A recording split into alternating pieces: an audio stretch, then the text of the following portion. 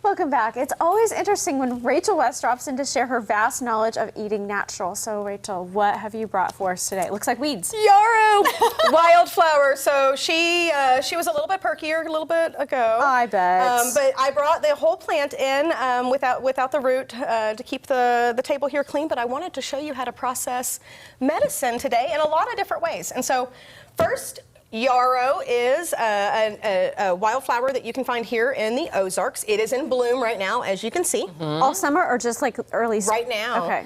If you find it growing in the shade, it probably has a 6-week bloom time, but I've been gathering for about the last 3 weeks, and I'll probably gather for another 3. So when I wait to gather, so you'll have first-year plants that'll form a rosette with large leaves like this. Oh, that is a big, beautiful bundle there that I had harvested out of a field, and you can see how much yarrow is there in the background. When I harvest a wildcraft like out in the forest like that, I don't harvest any more than 30% at any time. So it's a 2-year plant, so biennial. So it'll have first-year leaves that just come up, and so they'll kind of get hidden with the high grass. Okay. Second-year plants will form this stalk. So I actually wait, because it's easier to find this way, and I like to use all parts of it. I will wait until it's in flower. Then I gather all parts of the plant. I can use this if I'm just in the forest and I needed an insect repellent or something, which we'll talk about. But mostly I wait until I see those beautiful umbel flowers sticking up above the grass, and then I can just see the patches. And so, when I gather, I'll gather the whole stalk like this. Okay. So each of you hold a stalk really quick. I'll show you. Hold them straight up.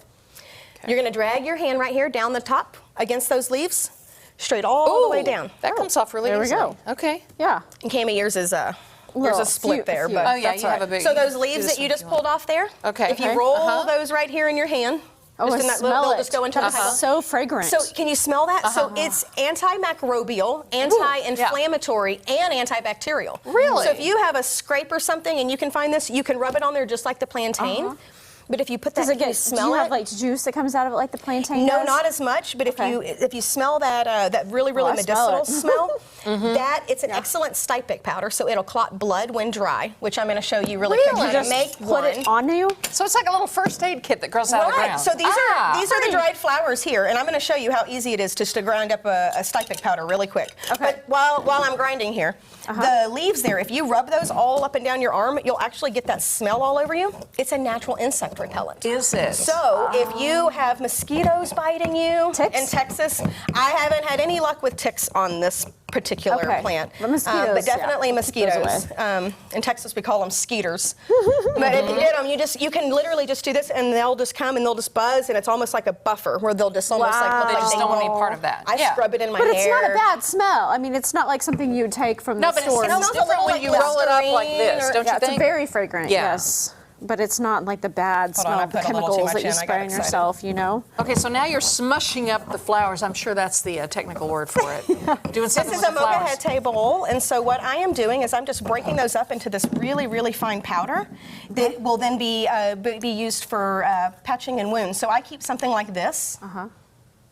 When you say patching, you just put it on your wound? Put it directly. Do you have to put a Band-Aid to hold it on there, or what? I've had little kids that have had, at the river, I had a little kid that had a piece of glass in their foot, and I come running over and I look at the mom and I'm like, I have something, I know that it's going to look really kind of strange, but I promise it'll help. And so it's not only a stypic powder, so it'll clot the blood, it's also analgesic, and so it's numbing. So if you have a canker sore in your mouth, you can pack it in there and it'll literally numb that little spot there in your mouth, and it'll heal it because it's anti-inflammatory and antibacterial. Wow. So you can use it on an exterior wound or interior.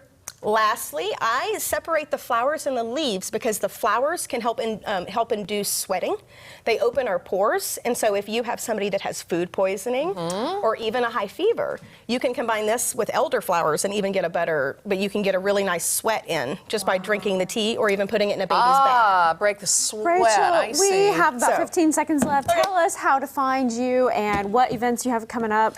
Eatingtheozarks.com, and I have a 5-course wild meal on the 16th coming up.